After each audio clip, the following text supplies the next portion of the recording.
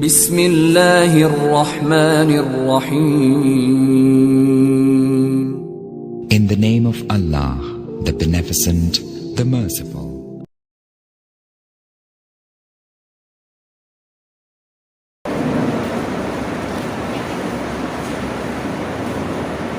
الحمد لله رب العالمين، والصلاة والسلام على سيد الأنبياء والمرسلين وعلى آله وأصحابه أجمعين، أما بعد.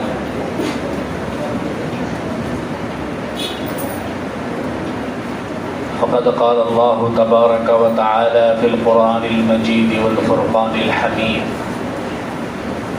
أعوذ بالله من الشيطان الرجيم، بسم الله الرحمن الرحيم. اقرأ باسم ربك الذي خلق.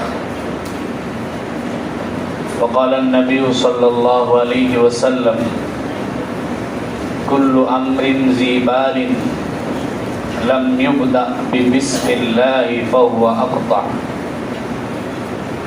صدق الله العظيم وصدق رسوله النبي الكريم، ونحن على ذلك من الشاهدين والشاكرين.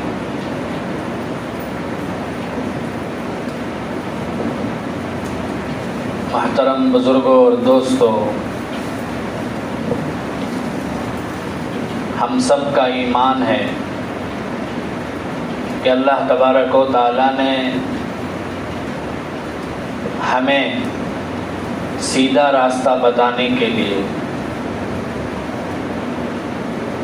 جنت کے راستے پر چلنے کے لیے، کامیابی کے راستے پر زندگی گزارنے کے لیے اللہ تبارک و تعالیٰ نے اپنی آسمانی کتاب قرآن مجید ہمیں عطا فرمائی. قرآن مجید کے ساتھ ساتھ اللہ تبارک و تعالیٰ نے ہمارے نبی حضرت محمد مصطفیٰ صلی اللہ علیہ وسلم کو بھی نبی بنا کر بھیجا.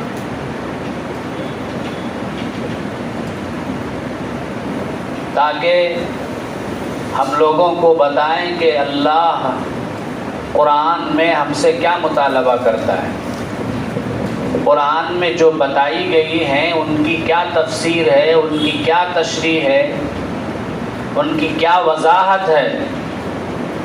اس کی تفصیل بیان کرنے کے لیے اللہ تبارک و تعالیٰ نے نبی پاک صلی اللہ علیہ وسلم کو بھی ساتھ بھیجا. قرآن متن ہے اور پوری احادیث شریفہ قرآن کی شرح، قرآن کی تفسیر. اللہ پاک فرماتے ہیں: وَأَنزَلْنَا إِلَيْكَ الذِّكْرَ لِتُبَيِّنَ لِلنَّاسِ مَا نُزِّلَ إِلَيْهِمْ وَلَعَلَّهُمْ يَتَفَكَّرُونَ. ہم نے تمہاری طرف اس قرآن کو نازل کیا اے نبی صلی اللہ علیہ وسلم، تاکہ آپ اس قرآن کو لوگوں کے سامنے کھول کھول کر بیان کریں، لوگوں کو بتائیں کہ میرے کلام کا کیا مطلب ہے، کیا تقاضا ہے. وَلَعَلَّهُمْ يَتَفَكَّرُونَ. اور اس لیے ہم نے اس قرآن کو نازل کیا تاکہ لوگ قرآن میں غور کریں، فکر کریں، دیکھیں کہ میرا اللہ میرے سے کیا کہنا چاہتا ہے، میرے اللہ کا میرے سے کیا مطالبہ ہے، میرے اللہ، میرا خالق، میرا مالک، میرا مولا مجھ سے کیا مانگتا ہے، کیا چاہتا ہے.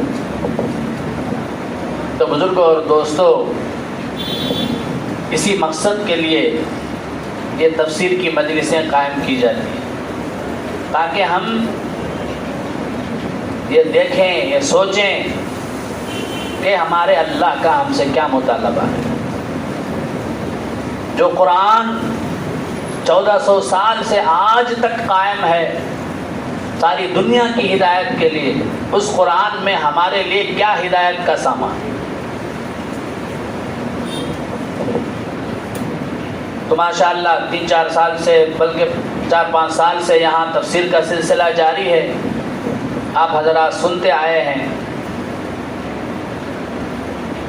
اب اسی سلسلے کو جاری رکھتے ہوئے مدرسے کے مسجد کے جو ہے ذمہ داروں نے طے کیا کہ اس کو جیسا پہلا چلتا تھا ویسے اسے جاری رکھا جائے. اسے جاری رکھنے ہی کے ارادے سے ہم آئے ہیں۔ تو بزرگوں اور دوستو، ہم میں سے ہر ایک کو یہ نیت کر کے بیٹھنا ہے کہ ہم جو سن رہے ہیں یہ اللہ کا کلام، اس کی عظمت ہمارے دلوں میں ہونا، پہلی بات اس کی عقیدت ہمارے دلوں میں ہونا۔ یہ کوئی معمولی کتاب نہیں ہے، اللہ کا کلام، اللہ کا کلام، بادشاہوں کے بادشاہوں کا کلام ہے۔ ہمارے ملک کا پی ایم یا سی ایم کا ہمارے نام کوئی خط آ جائے تو ہم کتنا خوش ہو جاتے ہیں، کتنا فخر کرتے ہیں، بار بار پڑھتے ہیں اسے، دوسروں کو دکھاتے ہیں، دیکھو میرے نام میں خط آیا ہے، میرے نام میں پیغام آیا ہے۔ تو بزرگوں اور دوستو، ساری دنیا کے انسانوں کے نام اللہ کی طرف سے یہ پیغام آیا ہوا ہے۔ تو ہمیں بھی اسی عظمت کے ساتھ، عقیدت کے ساتھ اس کو پڑھنا چاہیے، اس کو سمجھنا چاہیے، اس میں غور و فکر کرنا چاہیے۔ اسی مقصد کے لیے اللہ نے ہمیں یہاں جمع فرمایا ہے۔ اللہ ہمیں پابندی کے ساتھ قرآن پاک کو سمجھنے کی توفیق عطا فرمائے، اور جو کچھ ہم سنیں سمجھیں اس کے مطابق عمل کرنے کی ہمیں توفیق عطا فرمائے۔ تفسیر کا سلسلہ جو ہے وہ پارا لن تنالو کے وہ پارا تک پہنچا ہے آپ کا، انشاءاللہ اگلے ہفتے سے وہ شروع کیا جائے گا۔ آج میں مناسب سمجھا کہ بسم اللہ الرحمن الرحیم، اس کے بارے میں کچھ آپ کے سامنے رکھوں، اس کی کچھ تفسیر آپ کے سامنے رکھوں۔ ہماری زبان پر کثرت سے بسم اللہ الرحمن الرحیم رہتا ہے کہ نہیں؟ ہر مسلمان کوئی بھی اچھا کام کرتا ہے تو اللہ کا نام لے کے شروع کرتا ہے، بسم اللہ الرحمن الرحیم بولتا ہے۔ تو بسم اللہ الرحمن الرحیم کا کیا مطلب ہے، اس کا کیا معنی ہے، اس کی کیا تفسیر ہے؟ آج ہم ہمارے اپنے اکابر کی بتائی ہوئی باتوں کے مطابق اس میں غور کریں گے، سوچیں۔ بسم اللہ الرحمن الرحیم، سب سے پہلے اس کا ہم ترجمہ کرتے ہیں۔ میں شروع کرتا ہوں اس اللہ کے نام سے، بسم اللہ، میں شروع کرتا ہوں اس اللہ کے نام سے جو بہت بڑا مہربان، الرحمن بہت بڑا مہربان، الرحیم نہایت رحم والا ہے۔ میں شروع کرتا ہوں اس اللہ کے نام سے جو بہت بڑا مہربان اور نہایت رحم والا ہے۔ یہ ہے اس آیت کا ترجمہ۔ سب سے پہلے ہمیں یہ سمجھنا کہ بسم اللہ ہے نا، یہ کوئی دعا نہیں ہے صرف، یہ بھی قرآن کی ایک آیت ہے، قرآن کا ایک ٹکڑا ہے۔ وہ بھی جس طرح سے قرآن کے پڑھنے پر ثواب ہے، ایک حرف پڑھے تو 10 نیکی، اسی طرح سے بسم اللہ کا ایک حرف پڑھے تو ہمیں 10 نیکی ملے گی۔ کیوں؟ بسم اللہ الرحمن الرحیم بھی قرآن کا ہی ٹکڑا ہے، قرآن کی ایک آیت۔ یہ قرآن کا ٹکڑا، قرآن کی آیت کب نازل ہوئی؟ حضرات مفسرین فرماتے ہیں ایام جاہلیت میں مشرکین اپنا جب کوئی کام شروع کرتے تو اپنے بتوں کا نام لیتے تھے، کہتے تھے بسم اللہ، بسم العزا۔ ان کے پاس 2 مشہور بت تھے، لات اور عزا، ایک کا نام لات اور ایک کا نام عزا۔ تو اپنے بتوں کا نام پکارتے تھے، لات کے نام سے میں یہ کام شروع کرتا ہوں، عزا کے نام سے میں یہ کام شروع کرتا ہوں۔ لیکن جب اسلام آیا، جب قرآن پاک نازل ہوا، تو قرآن پاک کی جو سب سے پہلی آیت ہے اسی میں اللہ نے حکم دیا، اقرأ بسم ربک الذی خلق۔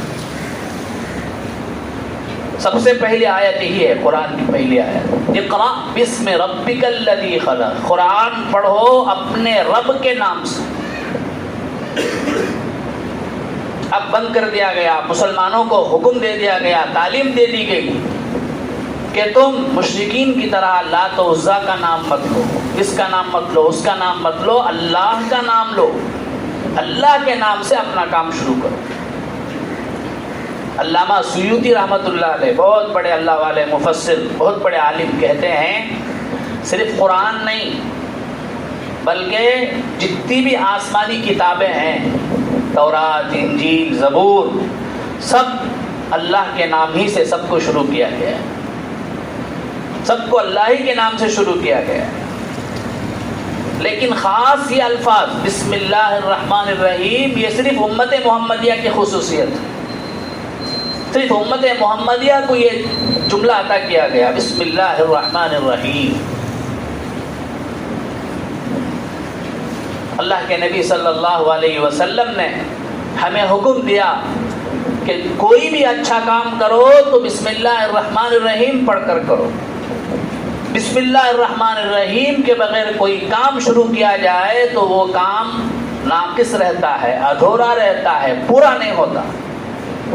اللہ کے نبی صلی اللہ علیہ وسلم نے فرمایا، حدیث پاک ہے، کل حمد کل امر ذی بال لم یبدا ببسم اللہ فهو اخطا۔ جو بھی اچھا کام بسم اللہ اللہ کے نام سے شروع نہ کیا جائے وہ کام ادھورا رہتا ہے، ناقص رہتا ہے، نامکمل رہتا ہے، پورا نہیں ہوتا۔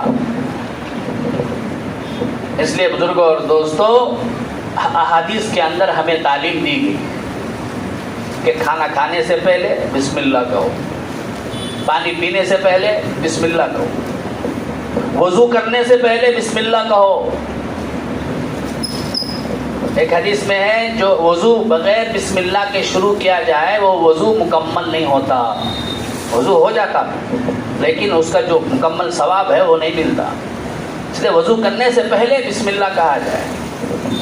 حتیٰ کہ حدیث میں یہاں تک آیا ہے کہ جب رات کو گھر کا دروازہ بند کرو تو بسم اللہ بول کر بند کرو، لائٹ آف کرو، چراغ گل کرو، چراغ بجھاؤ تو بسم اللہ کہہ کر بجھاؤ، پانی کا برتن ہے اسے بند کرو تو بسم اللہ کہہ کر بند کرو، ذبح کرو تو بسم اللہ اللہ اکبر، اللہ کا نام لے کر ذبح کرو۔ اللہ کا نام لیے بغیر اگر ذبح کریں گے تو ذبح ہوتا نہیں، حلال ہوتا نہیں جانور۔ اگر کوئی شخص ہونا بول کو جان بوجھ کے اللہ کا نام لیا نہیں ذبح کرنے کے وقت تو جانور حلال ہوتا نہیں، مردہ حرام ہو جاتا۔ ہاں البتہ بھول کر، یاد نہیں تھا، ہونا بول کو نہیں، بھول کر اگر کر دیا تو معاف ہے۔ تو ذبح کرنے کے وقت بھی ہمیں حکم دیا گیا کہ کیا کرو، اللہ کا نام لے کر ذبح کرو۔ رات کو جب سوو تو اللہ کا نام لے کر سو، اللہم بسمک اموت و احیا، اللہ میں تیرے نام سے مرتا ہوں، جیتا ہوں، سوتا ہوں، اٹھتا ہوں۔ تو بزرگوں اور دوستو، قدم قدم پر ہمیں یہ تعلیم دی گئی، ہمیں یہ سکھایا گیا ہے کہ تم ہر کام سے پہلے یہ سوچو کہ یہ جو کام میں کرنے جا رہا ہوں یہ میرے بس کا نہیں ہے، میری طاقت کا نہیں ہے، جب تک اللہ کی توفیق نہ ہو، جب تک اللہ کا فضل نہ ہو میں یہ کام نہیں کر سکتا۔ اس کا تصور ہمیں دلانے کے لیے، اس کا خیال ہمیں ہمارے اندر پیدا کرنے کے لیے ہمیں حکم دیا گیا، تعلیم دی گئی کہ ہر اچھے کام سے پہلے بسم اللہ کہو۔ ایک مسلمان بھی کھانا کھاتا ہے، ایک کافر بھی کھانا کھاتا ہے۔ مسلمان کے کھانے میں اور کافر کے کھانے میں زمین آسمان کا فرق ہے۔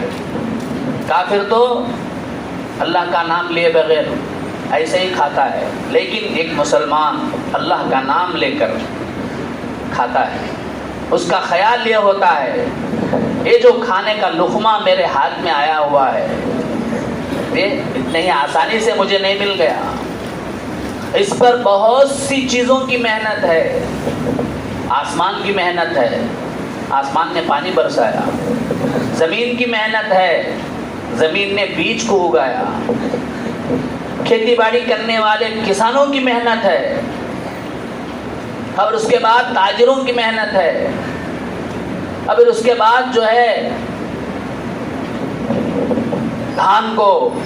دھان سے چاول کو الگ کرنے کی محنت ہے۔ تو بہت ساری محنتوں کے بعد پک کر میرے ہاتھ میں آیا ہوا ہے. اگر اللہ نہ چاہتے تو یہ سب نہیں ہوتا. اللہ کے چاہے بغیر، اللہ کی مشیت کے بغیر، اللہ کی توفیق کے بغیر یہ نہیں ہو سکتا. محض اللہ کا فضل ہے، اللہ کا کرم ہے کہ آسانی سے مجھے کھانے کا لقمہ مل گیا. اس تصور کے ساتھ کھاتا ہے مسلمان. کھانا چاہیے تبھی وہ مسلمان. اسی لیے ہمیں کہا گیا، حکم دیا گیا کہ تم کیا کرو، کھانا کھانے سے پہلے بسم اللہ کرو. ایک حدیث میں آتا ہے اللہ کے نبی صلی اللہ علیہ وسلم نے فرمایا اگر کھانا کھانے سے پہلے بسم اللہ نہ کہا جائے تو ہمارے ساتھ شیطان شریک ہو جاتا ہے. ہمارے ساتھ کیا ہوتا ہے؟ شیطان شریک ہو جاتا ہے. ہمارے برتن میں وہ بھی کھاتا ہے ساتھ. آپ صلی اللہ علیہ وسلم نے ایک صحابی کو دیکھا کہ وہ کھانا کھا رہے بسم اللہ بولے بغیر.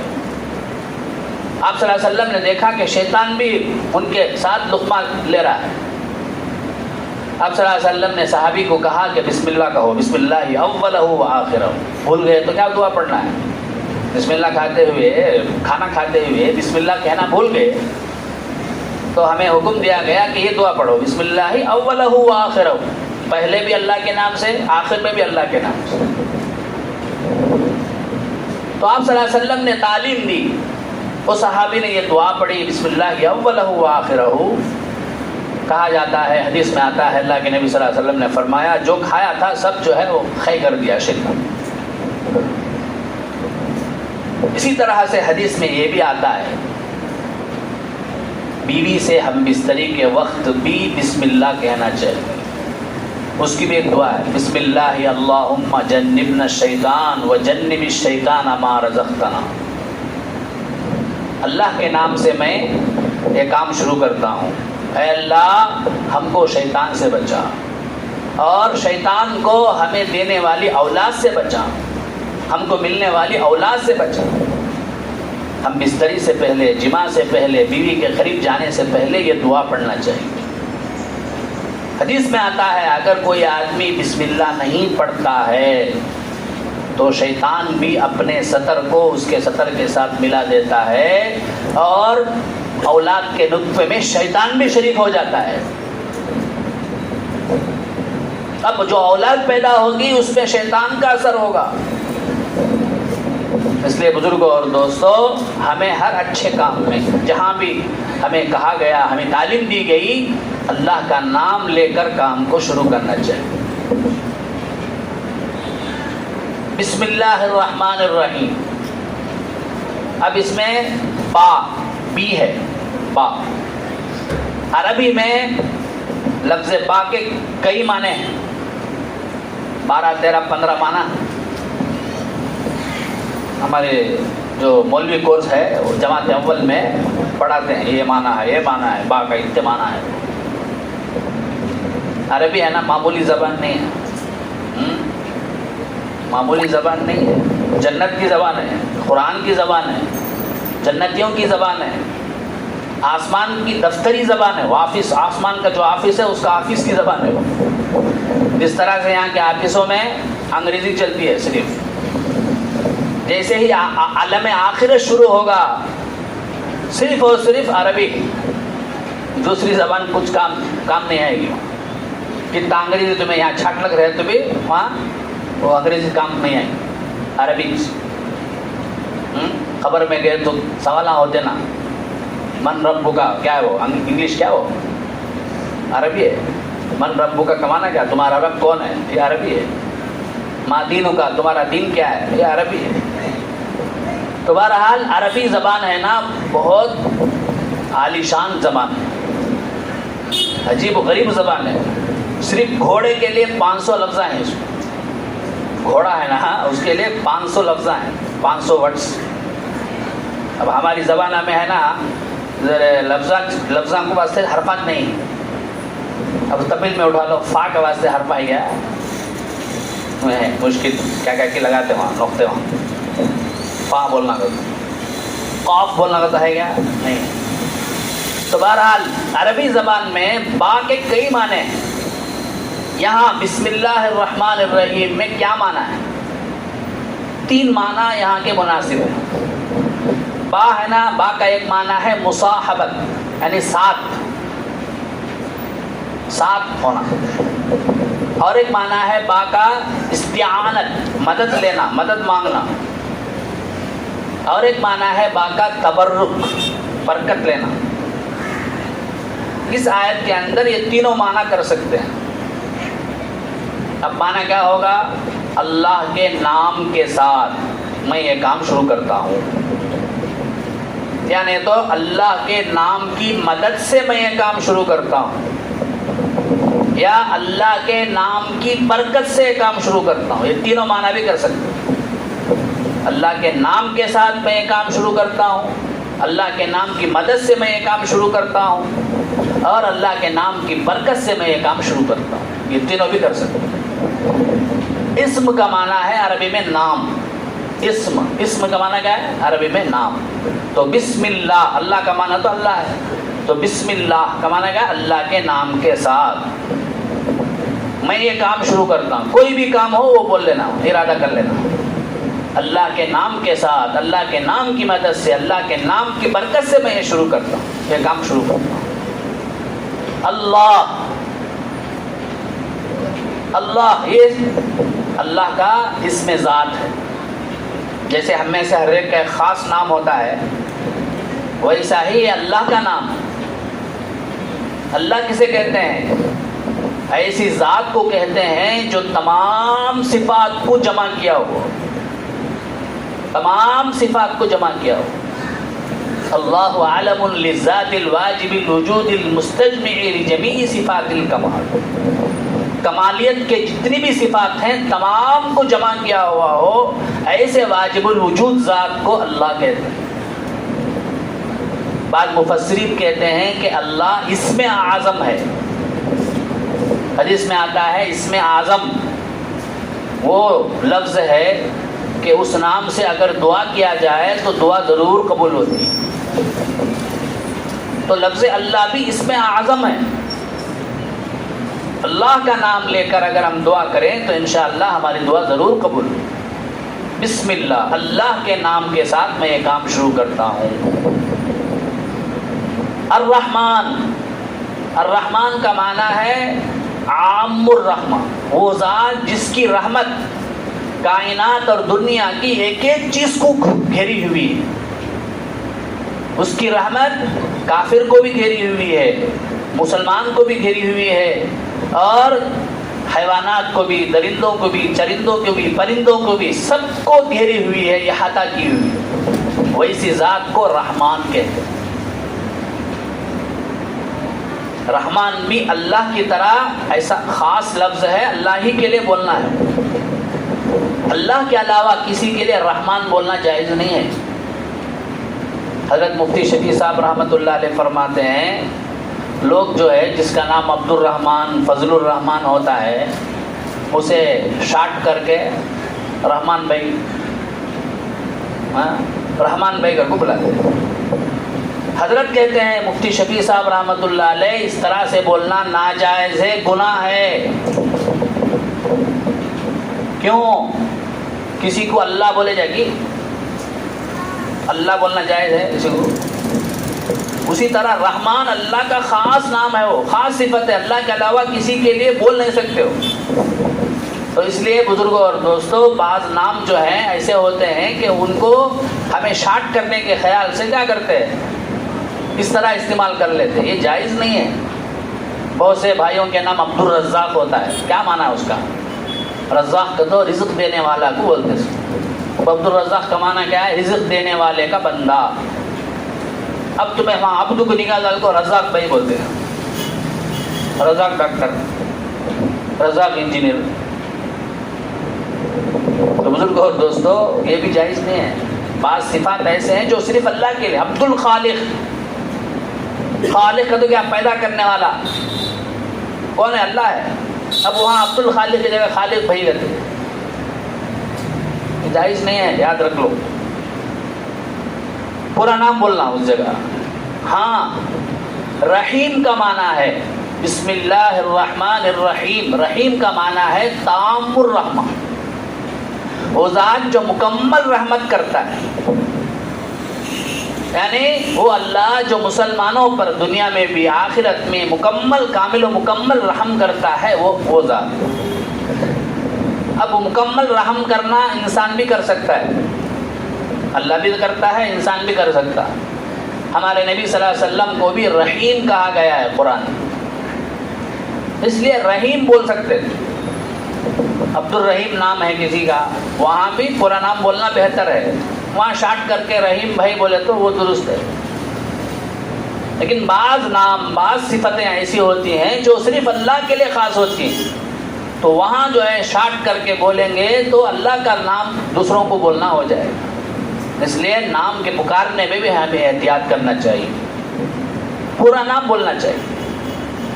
تو بسم اللہ الرحمن الرحیم، اس اللہ کے نام سے میں یہ کام شروع کرتا ہوں، ہم یہ کام شروع کرتے ہیں جو اللہ کے بڑا مہربان ہے، نہایت رحم والا ہے۔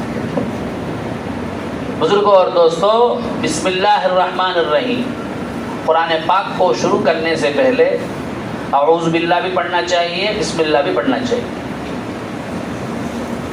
اعوذ باللہ صرف قرآن سے پہلے پڑھنا چاہیے۔ فَإِذَا قَرَأْتَ الْقُرْآنَ فَاسْتَعِذْ بِاللَّهِ مِنَ الشَّيْطَانِ الرَّجِيمِ، اللہ فرماتے ہیں جب قرآن پاک شروع کرو تو اعوذ باللہ پڑھو۔ تو قرآن پاک سے پہلے شروع کر رہے ہیں تو ہمیں کیا کرنا چاہیے؟ اعوذ باللہ بھی پڑھنا چاہیے، بسم اللہ بھی پڑھنا چاہیے۔ اب پڑھتے پڑھتے ایک سورت ختم ہو گئی، دوسری سورت شروع ہوئی تو صرف بسم اللہ پڑھنا چاہیے۔ ایسے ہی پڑھتے پڑھتے گئے، سورہ برات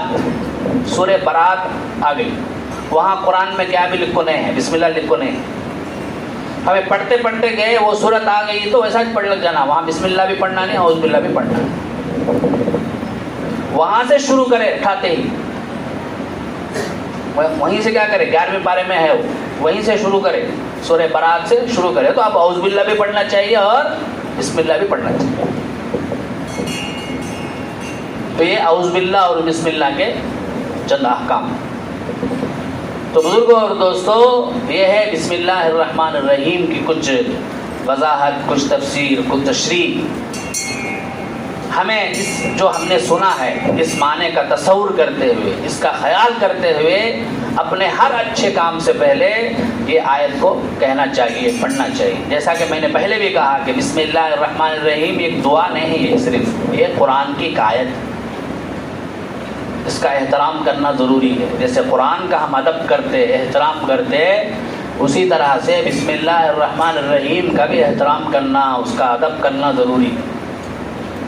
آج کل کیا کرتے ہم لوگ، شادی کے کارڈ آتے نا رخا، اس میں لکھ ڈالتے بڑا زور سے بسم اللہ الرحمن الرحیم کو، اب کام دے ڈالتے جا کے لوگوں کو دیتے، اب انہوں کیا کرتے، کہاں تم وہاں پھینک ڈالتے، دلی میں بھی، کچرے کے ٹوکرے میں بھی۔ بزرگوں اور دوستوں، قرآن کی آیت کی بے ادبی، گستاخی ہم کر رہے ہیں، ہمیں احساس ہی نہیں۔ کون تو بھی کافر دشمن قرآن کو جلاتا ہے تو ہمارا پیٹ جل جاتا، ہمیں کتنی تکلیف ہوتی، ہمیں احساس ہی نہیں، ہم نہ معلوم ہی نہیں، ہمیں کر رہے ہیں کام۔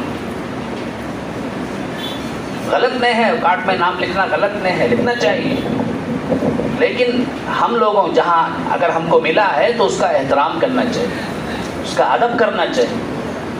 ایسی چیزیں اگر جمع ہوئے ہیں تو اس کو جلا دو، یا نہیں تو کوئی غیر آباد کنواں ہے، بوڑی ہے تو وہاں ڈال دو، جلا کے دفن کر دو، نہیں تو ادب کے ساتھ۔ اس کے بجائے کچرے کے ٹوکرے میں، یہاں وہاں غلیظ جگہوں میں، نالوں میں پھینک دینا، بزرگوں اور دوستوں یاد رکھیے قرآن کو پھینکنے کے معنی تھے، اللہ معاف فرمایا، کیونکہ وہ بھی قرآن کی آیت ہے، وہ معمولی نہیں ہے۔ بسم اللہ الرحمن الرحیم اس کے بھی بڑی فضائل ہیں۔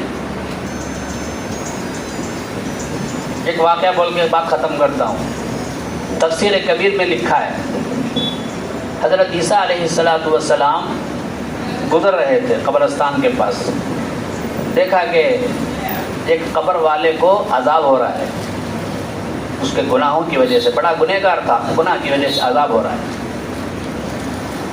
چلے گئے، پھر واپس اسی راستے سے آئے تو دیکھا کہ عذاب کے فرشتے وہاں سے چلے گئے ہیں، رحمت کے فرشتے آ گئے، عذاب کے فرشتے چلے گئے ہیں، رحمت کے فرشتے آ گئے۔ حضرت عیسیٰ علیہ السلام نے اللہ سے دعا فرمائی، اے اللہ یہ کیا ماجرا ہے، یہ کیا کرشمہ ہے، میں جا رہا تھا تو عذاب کے فرشتے تھے، عذاب دیا جا رہا تھا، اب واپس آیا تو رحمت کے فرشتے ہیں۔ تو اللہ تبارک و تعالیٰ نے فرمایا اصل میں یہ بہت ہی گنہگار بندہ تھا، اس کی وجہ سے اسے عذاب دیا جا رہا ہے، لیکن جب یہ مرا تھا اس وقت اس کی بیوی حاملہ تھی، حمل سے تھی، اسے ایک بچہ پیدا ہوا، اس کی ماں نے اس بچے کو مکتب میں داخل کیا،